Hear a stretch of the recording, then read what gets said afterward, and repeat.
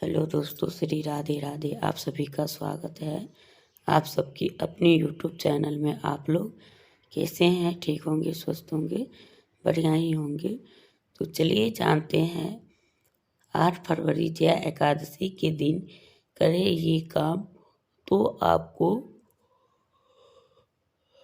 चमक जाएगी आपकी किस्मत। तो वो कौन सा काम है तो करना चाहिए एकादशी के दिन, तो वो हम विस्तार से बताएंगे। तो आप लोग बने रहिएगा। और जिनको हमारी वीडियो अच्छी लग रही हो कहीं से भी, तो वीडियो को लाइक करिए, चैनल को सब्सक्राइब करिए। और ऐसे ही वीडियो देखने के लिए आप सब कमेंट करिए।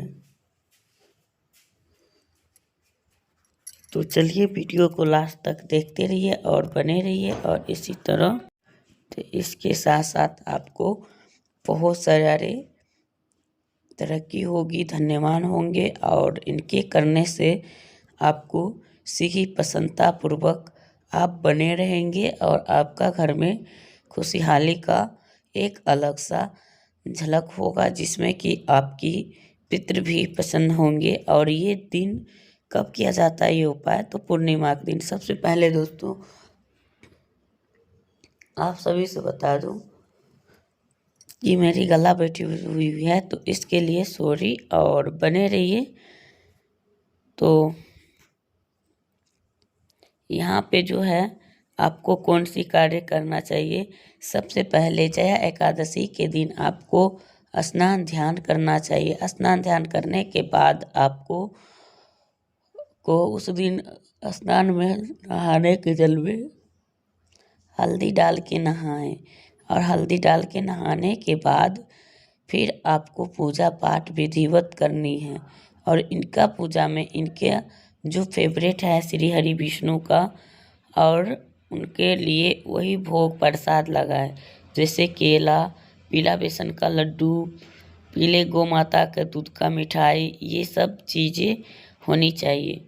और जो लोग खास तौर पे पूजा कर रहे हैं तो उनके लिए ये है कि आपको गौ माता का घी चाहिए और उसी घी में दीपक जलाए।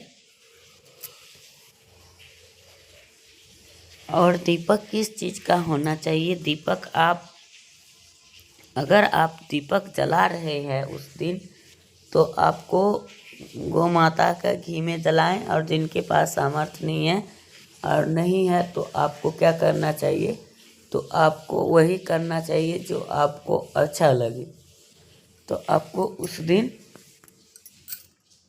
तिल का तेल का भी आप लगा सकते हैं। अगर नहीं होता है तो वो कार्य करते हैं दोस्तों। और इससे अगर हमारी वीडियो कहीं से भी अच्छी लग रही हो तो चैनल को सब्सक्राइब करिए, वीडियो को लाइक करिए, ज़्यादा से ज़्यादा लोग तक के शेयर करिए, जिससे कि माता लक्ष्मी आपको धन की प्राप्ति होगी और आप बने रहेंगे। और यही सब है दोस्तों, तो यही करनी चाहिए। तो यही उपाय आपको करनी चाहिए।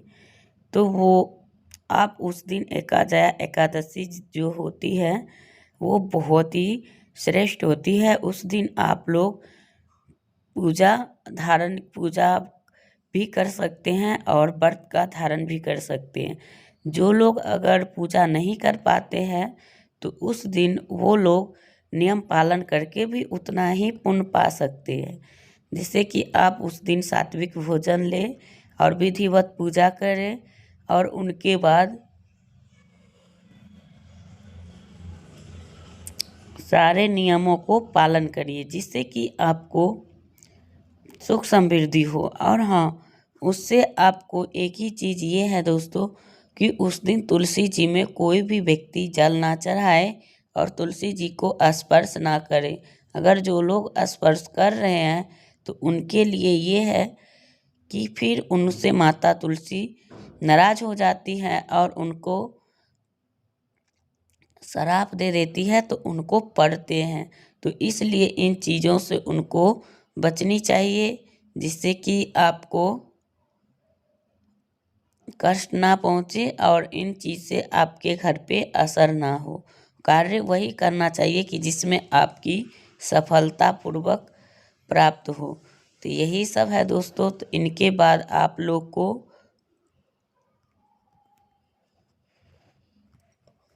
मैं बता दूं कि जो लोग यानी कि ये उपाय करते हैं तो उनको ये उपाय से बहुत सारे लाभ मिलते हैं। जैसे नौकरी, व्यापार, बिजनेस जो भी कार्य कर रहे हैं उसमें उनको रुकावट आती है तो आपको एक कार्य जरूर सी करनी चाहिए। वो कौन सा कार्य है? जैसे कि आप लोग कर रहे हैं तो आपको यही करना है कि उस दिन आप एक नियम बांध ले कि गौशाला जाए और गौशाला जाने के बाद आप वहाँ पे हरी घास भी खरीद के खिला सकते हैं और चाहो तो केला 1 दर्जन लेके केला का भी खिला सकते हैं। लेकिन एक चीज़ का नियम बांधना चाहिए कि हर एक महीना में एक बार गौशाला जाए और उनसे नियम बांध ले तो अच्छा रहता है। और उनको जो चीज़ आपको इच्छा हो, गौ माता को हरी घास, केले और रोटियां बना के ले जाते हो तो वो भी ले जाए। जब आप रोटियां बना के ले जाए तो 11 रोटी से कम ना ले जाए, 11, 21 ऐसे करके ले जाना चाहिए। और उसमें कुछ ना कुछ ज़रूर ही मिला के ले जाए। ये नहीं कि खाली सिर्फ और सिर्फ रोटी खिला दे, क्योंकि अगर खाली रोटी देते हो तो आपको कोई सफलता नहीं प्राप्त होती है। आप कभी भी धन्यवान नहीं बन सकते हैं। अगर आप उसी रोटी के अंदर गुड़, घी, हल्दी, चाहे चीनी कुछ भी मिक्स करके और आप उनको खिला देते हैं तो आपको बहुत सारे चीज़ का लाभ होता है और आपको अचानक से धन प्राप्त होता है। क्योंकि इससे श्री हरि विष्णु ही नहीं, सभी देवी देवता अत्यधिक प्रसन्न होंगे और आपको सभी का आशीर्वाद प्राप्त होगा। इसलिए आपको जया एकादशी के दिन ये उपाय जरूर सी करनी चाहिए। और उनके बाद जो है दूसरा दोस्तों, तो उनके बाद आप जैसे पूजा पाठ कर रहे हैं तो उस दिन आप पीला पुष्प का प्रयोग करें, पीले वस्त्र का धारण करें और चाहे तो उस दिन आप 5 दीपक भी जला सकते हैं। उस दिन दीपक कहाँ कहाँ जलाए? तो किस चीज़ का दीपक होनी चाहिए? तो दीपक मिट्टी का है तो आप एक बार जलाए हुए दीपक दूसरा बार नहीं जलते हैं। तो उनमें आपको रुई का बाती नहीं लगानी है, जो कि रक्षा सूत्र कलावा जिसे कहते हैं, उन्हीं चीज़ का बाती लगाना चाहिए। और कहाँ लगाना चाहिए दोस्तों? तो आपको एक मंदिर में लगाना चाहिए। एक आपको जो इष्ट कोण में अगर मंदिर है तो वही रहना चाहिए, और नहीं है तो एक आपको कहीं मंदिर और है, इष्ट कोण और है, तो आपको पहले तो मंदिर में जलाना है, फिर वही इष्ट कोण में जलाना है। फिर उनके बाद मुख्य द्वार पे चाहो तो दोनों साइड जलाओ, चाहो तो एक साइड जलाओ। फिर उनके बाद उस दिन तुलसी माता के पास अवश्य में दीपक जलाइए, क्योंकि उससे ना आपको बहुत सारे लाभ मिलेंगे और बहुत सारे धन के आगमन होगा। जो व्यापार बिजनेस नहीं भी चल रहा था, आप हर दिन बैठे रहते थे, तो उस दिन से आपके दुकानदारी सब कुछ चलने लग जाएगा। और देखिएगा करके आपको धीरे धीरे करके सब कुछ बदल जाएगा। तो आप लोग एक बार इन उपाय को ज़रूर से करें और इनका नियम पालन करें। और जो लोग ये काम नहीं कर पा रहे हैं तो वो उनको ये होता है हम किस तरह से करें, कहाँ से लाए, तो आपको इतना तो होगा। और इस दीपक के लिए आपको तो मिट्टी का ही दीपक चाहिए। फिर आपके पास अगर घी है तो घी का दीपक जलाए, नहीं है तो आप तिल का तेल के जलाए।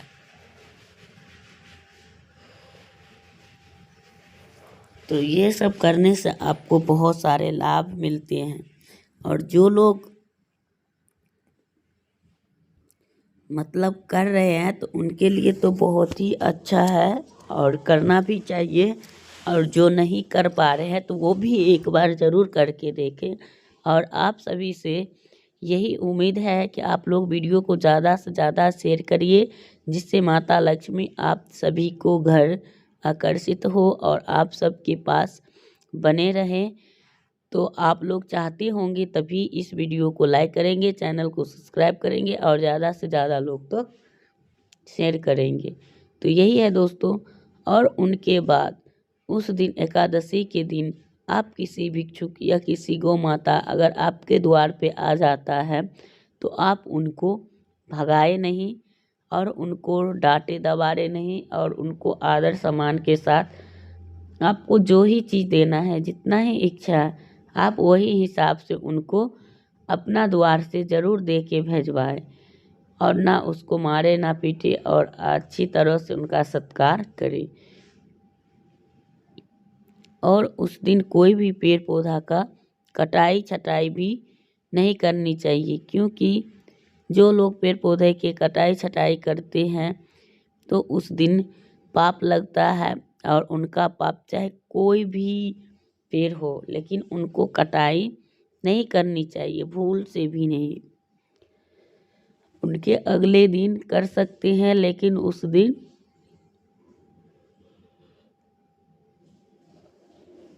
नहीं कर सकते। तो ये सब करने से आप लोग ज़रूर से बचिएगा। और बचने के साथ साथ आप लोगों को ये कार्य करने के बहुत सारे चीज़ प्राप्त होती है और करना भी चाहिए।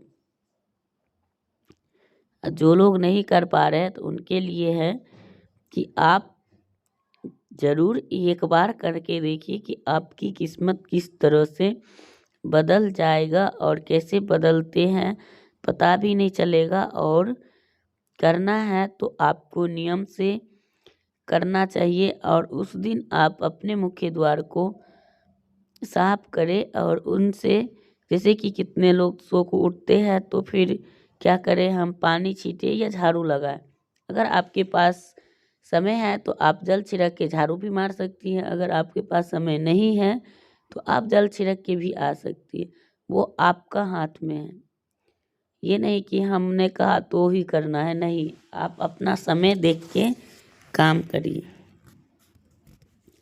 तो अच्छा होता है। और उस दिन आप अपने द्वार के पास रंगोली बनाते हैं या स्वास्तिक बनाते हैं अपने मुख्य द्वार पे, तो सबसे अच्छा माना जाता है। और उस दिन अगर स्वास्तिक बनाते भी है तो आपको हल्दी से ही बनानी चाहिए, क्योंकि हल्दी का एकादशी के दिन ज़्यादा महत्व होता है और उसी से बनानी चाहिए। और उनके बाद आप पूजा पाठ करनी चाहिए। पूजा पाठ करने के साथ साथ आपको ढेर सारा ख्याल रखना चाहिए, ढेर सारा उन पे नियम को फॉलो करना चाहिए। उस दिन सिर ना धोए, उस दिन कोई तामसिक भोजन ना करे। और जो पीरियड्स में है हम क्या करें, तो आपको पूजा नहीं करना है, आप नियम पालन करना है, सिर्फ पूजा नहीं करना है। और जो कार्य इसमें जो उपाय बताए जा रहे हैं तो आप अपने से नहीं कर सकते, तो आपके घर में कोई महिलाएं हैं तो उनसे करा दीजिए। नहीं, आप अकेले हैं तो आप अपने हस्बैंड से भी करवा सकते हैं। ज़रूरी नहीं कि आप करें तो ही होगा, तो आप दूसरे से भी करवा सकते हैं। तो यही है। और इनके बाद आपको उस दिन जल जो है, सूर्य देव को जो जल चढ़ाया जाता है, उस जल में आप जानते हैं सूर्य देव को जो प्रिय फूल है वो पुष्प चढ़ानी चाहिए। और उसमें तिल डाल के थोड़ा सा सूर्य देव को जल चढ़ाते हुए सूर्य देव का मंत्र का जाप करें। और उस दिन आपको तो फिर आपको बहुत सारे लाभ मिलेंगे। जैसे कि एकादशी के दिन अगर आप पीपल वृक्ष का पास चले जाते हैं और वहाँ पे चौमुखी दीपक जलाते हैं, जैसे कि एक मिट्टी का दीपक लेना, उनको चौमुखी दीपक जलानी है और उसमें कलावा के लंबी लंबी बाती होना चाहिए। और घी है तो घी जलाइए, नहीं तो तिल का तेल लगा के और आपको पीपल पेड़ के पास चले जाना है, संध्या काल में जला देनी है। और उनके बाद आपको उसी दीपक में लौंग 2 फूल जो होती है लौंग वाली, लौंग के जो 2 फूल होते हैं तो वो सब टूटी फूटी ना हो, वो फूल वाले ही लौंग होना चाहिए, बिल्कुल साबुत। और उनको चढ़ाना है और चढ़ाने के साथ साथ आपको वहाँ से चढ़ाने के बाद आपको वहाँ से चले आना है। जलाने के बाद आपको जो इच्छा होगा आप वहाँ पे बोल के आइएगा। तो उसमें भी श्री हरि विष्णु का वास होता है, जो कि आपको इच्छा मनोकामना जो कभी नहीं हुई है पूर्ण, वो उस दिन पूर्ण हो सकते हैं दोस्तों। तो ये भी आपको करना जरूरी है। और उस दिन अगर आप तुलसी जी की पूजा कर रहे हैं तो आप सुबह सुबह तो आप तुलसी जी को 11 बार ओम भगवते वासुदेवाय का जाप करते हुए 108 बार भी कर सकते हैं और 11 बार, 21 बार, 51 बार परिक्रमा लगा सकते हैं। तो आपकी जितनी श्रद्धा सामर्थ है उतना ही करना चाहिए, और जिनको उतना नहीं है तो वो लोग नहीं कर पाएंगे तो नहीं करना चाहिए। तो यही सब है, कुछ ऐसी बातें जो आपको अच्छा लगा हो वो उपाय आप कर ले। लेकिन इसमें सारे उपाय जो है सब घर से रिलेटिव ही है, कोई बाहर का चीज़ नहीं लाना, कुछ करना नहीं, तो आपको सारे उपाय आसान से ही हो जाएगा। अब जो है लास्ट और आखिरी उपाय जा रही हूँ बताने। तो आप लोग को करना होगा वीडियो को लाइक, चैनल को सब्सक्राइब करिएगा, और जो श्री हरि विष्णु को चाहते होंगे वही लोग इस वीडियो को ज़्यादा से ज़्यादा शेयर करेंगे। तो उनको क्या करना है, अगर आप एकादशी के दिन पूरी बनाते हैं, जैसे कि चूल्हा उल्हा साफ करके और बढ़िया से सबसे पहले पूरिया का आटा लगा लें। उस पूरी के आटा के गोली में थोड़ी सी हल्दी या थोड़ी सी कोई मीठा चीज़ डाल के पूरी बना लेते हैं, और 11 या 21, और वो अगर गौ माता आपको काला दिख जाता है, काला वाला हो तो और बढ़िया, नहीं हो तो कोई बात नहीं। अगर उनको ये पूरियाँ खिला देते हैं आप, और उनका चरण और उनका कंधे स्पर्श करके आपको जो चीज़ मांगना होगा आप मांगिएगा, आपको इतना मन चाहे चीज़ मिलेगा जो आप संभाल भी नहीं पा सकते, क्योंकि उसमें सभी देवी देवता का निवास होता है दोस्तों। तो उनका आशीर्वाद आपको ज़रूर मिलेंगे। तो यही है, और गौ माता को सेवा करने से आपकी मोक्ष की प्राप्ति होती है, जिनसे कि आपको बैतरनी नदी पार करने का भी ज़रूरत नहीं होता है। तो उनको सेवा ज़रूर सी करनी चाहिए, और करने के साथ साथ आपको बहुत सारे लाभ होंगे। तो चलिए दोस्तों, मैं करूँगी यहीं पे वीडियो का एंड, फिर मिलूँगी एक नया वीडियो के साथ। तब तक के लिए आप सभी को श्री राधे राधे।